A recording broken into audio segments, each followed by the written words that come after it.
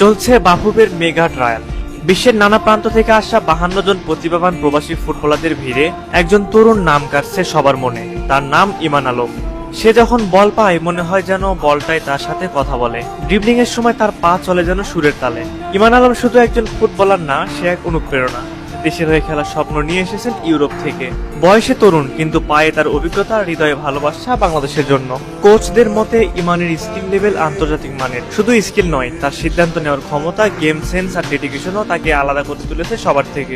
এই ট্রায়াল শুধু প্রতিভা দেখানোর মঞ্চ নয়, বরং স্বপ্ন পূরণের সিঁড়ি। আর সেই সিঁড়িতে এখন অনেকটাই এগিয়ে আছেন ইমান আলম। ইমান এই বিষয়ে গণমাধ্যমকে বলেন, আমি চাই দেশের হয়ে খেলতে, লাল সবুজের জার্সিটা গায়ে জড়িয়ে দেশের পতাকা উঁচু করতে। মাত্র 19 বছর বয়সে এই তরুণ ইতিমধ্যে ইংল্যান্ডের কেন্ট ইউনাইটেড ফুটসাল টিমে খেলে নিজের দক্ষতা প্রমাণ রেখেছেন। বিশ্বের 14টি দেশ থেকে আসা 52 জন প্রবাসী ফুটবলার অংশ নিয়েছেন বাফুফের ট্রায়াল কার্যক্রমে। গত শনিবার যুক্তরাষ্ট্র, England, Sweden, Denmark, Canada, Italy সহ বিভিন্ন দেশের বাংলাদেশি বংশোদ্ভূত খেলোয়াড়রা সকাল ও বিকেলে 2 দফায় মাঠে নামেন। সকালে অনু-19 দলের জন্য নির্ধারিত সেশনে 24 জন এবং বিকেলে সিনিয়র পর্যায়ে 25 জন ফুটবলার অংশ নেন। জাতীয় দলের প্রধান কোচ হ্যাভিয়ার ক্যাপ্রা, সহকারী কোচ হাসান আল মামুন এবং বিভিন্ন প্রিমিয়ার লিগ ক্লাবের কোচরা সরজমিনে উপস্থিত থেকে প্রতিটি খেলোয়াড়ের পারফরমেন্স, বল নিয়ন্ত্রণ, গতি ও ট্যাকটিক্যাল দক্ষতা পর্যবেক্ষণ করেন। ইমান আলম খেলেন লেফট উইং ও অ্যাটাকিং মিডফিল্ডার পজিশনে। তার উচ্চতা প্রায় 5 ফুট 4 ইঞ্চি। ইমান আলমের গতি, ড্রিবলিং আর মাঠে চঞ্চল উপস্থিতি তাকে প্রতিপক্ষের জন্য ভয়ঙ্কর করে তোলে।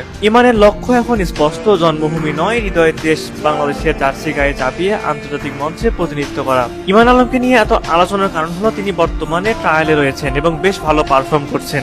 এর থেকে বোঝা যায় যে ইমান আলম নিজেও বাংলাদেশের হয়ে খেলার জন্য বেশ আগ্রহী। বাফুফের উচিত তার উপর নজর রাখা। হামজা, সমিত সোমকে যেভাবে জাতীয় দলে আনা হয়েছে, ঠিক সেই প্রক্রিয়া ব্যবহার করেই ইমান আলমকেও যেন ন্যাশনাল টিমে অন্তর্ভুক্ত করা হয়। আগামীতে বাংলাদেশ জাতীয় দলে দেখা যাবে আরেকটি নতুন মুখ, নতুন স্বপ্ন ও নতুন সম্ভাবনা। ইমান আলম কি পারবেন দেশের ফুটবলকে এগিয়ে নিতে?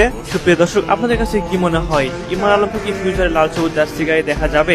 অবশ্যই সেই বিষয়ে আপনাদের মতামত আমাদের কমেন্ট করে জানান।